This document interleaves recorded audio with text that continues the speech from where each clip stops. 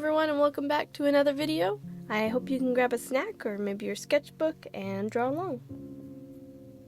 This time I am doing a random creature design. Most people know what that is, but for those of you who don't know how it works, basically you just go on a random animal generator and generate as many animals as you like, and then you combine them to make some kind of creature.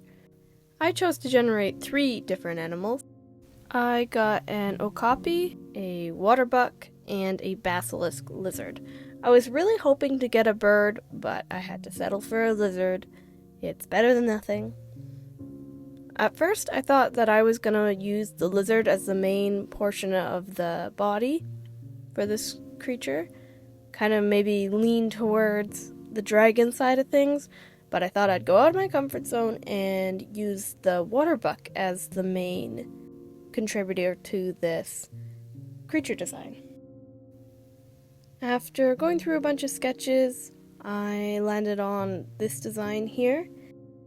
When designing a creature by mixing a bunch of different animals together, it's best to have one creature as like the main part of it, if that makes sense. So like in this case, I'm using the water buck as my main inspiration for this creature. So the body is going to be mainly the water buck, and the face, I mean, it doesn't have to be necessarily those attributes as the main part of the body, but it's more cohesive if you can pick one main animal and then have 2 secondary animals as you're creating your creature. This way it just seems a little more believable, and you don't want to have like, I don't know, the head of a lizard, the body of the buck, and the tail of the okapi. That just looks too compartmentalized, and it doesn't look as natural. So when designing a creature, especially when you're looking at other animals from life, it's important to have the animals spread out through the whole creature. So I'm using the basilisk frill and tail, and then the water buck body and legs, and then the color palette of the okapi. I skipped over the outlining bit just because it's kind of boring, and all you would see is me just flipping the canvas 100 times, so I thought I'd just move past that bit. This is going to be a bit of a shorter video because I want to participate in Smaugust. I don't know if I'll do every day, but I would like to do at least most days. For those of you who don't know what Smaugust is, it's when you draw a dragon every day for the month of August. And I've always wanted to participate in it, and I just always forget. So this year, I'm going to do it, or at least do some of it. While drawing this creature, I was definitely a little stuck on what style I wanted to draw it in. I'm still trying to find my style. I'm not trying to force it or anything. So the more things I draw, the more I'll learn how I like to draw. So I kind of painted it, but okay, so first I did all the sketching and then the lining, so it looked like a line art drawing, but then I ended up painting it over top of the lines to give it a more painterly feel, which is what I usually like to do. So it's not quite what I usually paint, but it's definitely closer to what I usually do than a flat colored piece would be.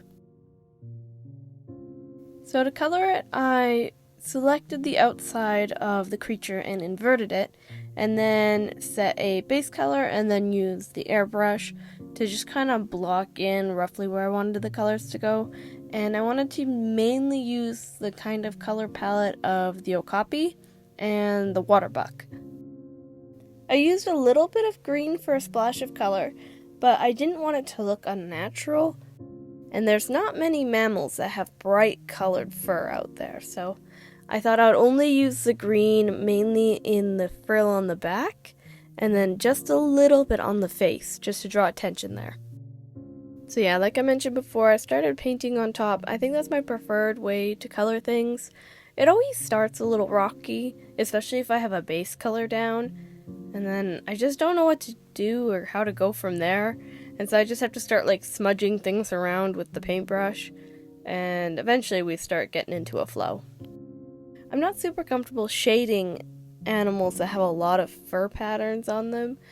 I always end up reverting back to an overlay layer and a multiply layer to give me the shadows. I don't think that's necessarily a bad thing. I want to know how to do it by myself without having to rely on those layers. I tried to do it a little bit here, but ultimately I ended up using a multiply layer and a color dodge layer over top just to really push the shadows and highlights. I also gave it just a simple background. I thought it kind of looked like a creature that would be in the desert, even though I don't think any of these animals live in the desert. I think the water buck lives in more like a grassland, but not necessarily the desert. But that's okay, I thought the desert fit it better. The background was super simple. I didn't want to spend a lot of time on it. This creature design wasn't supposed to be a long painting. I thought it'd be fun to flip and mirror the creature like it was fighting another one, you know, kind of like how goats or bucks would fight. Well, that's it for this video. I told you it was going to be a short one. Let me know if you guys know what to name this creature. I haven't really been able to come up with a proper species name for him. But if you enjoyed this series, please give this video a thumbs up. And we'll see you in the next one. Hopefully the next video has a little more dragons in it. Bye.